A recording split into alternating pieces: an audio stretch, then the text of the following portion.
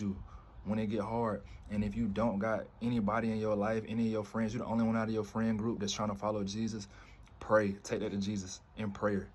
Ask God, Lord, send the right people in my life. Send me a godly community, people that can help me, because I can't do it alone. And God will provide. He will provide all that we need. We just got to come to him in prayer. So looking at the first part of the verse, it says, therefore confess your sins to one another and pray for one another that you may be healed.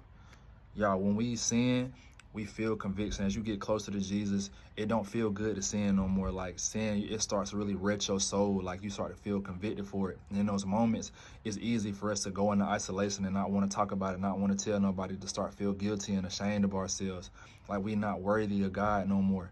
And in those moments, that's when you got to lean on your godly community. The devil preys on people in isolation. He starts to work in your mind and start to tell you you're not good enough, you're not worthy to follow Jesus, that you can't walk this thing out how he wants you to. He try to get in your mind that it's best for you to go back to your old ways and start back living in the sin. No, it's all a lie. And that's why we got to lean on our godly community.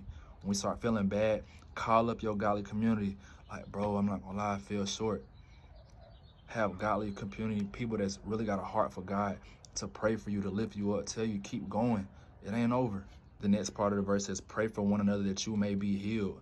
Y'all, prayer is mandatory for healing. Like we have to pray for our healing. Like if you want to get healed from any area of sin, any area of wrong in your life, you got to pray it through. Pray it through. It's power in prayer.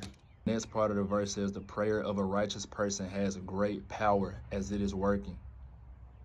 Y'all, I want y'all to know what a righteous person is. A righteous person isn't the perfect believer that's can't do no wrong, that's holier than thou. That's not what it means to be righteous. Righteous means you have a genuine heart for God. Like your heart is fully surrendered to God.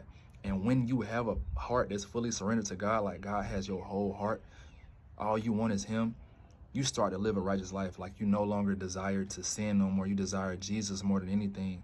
So that's what a righteous person is. And I want y'all to know that a righteous person don't got to be a pastor or a prophet or a minister.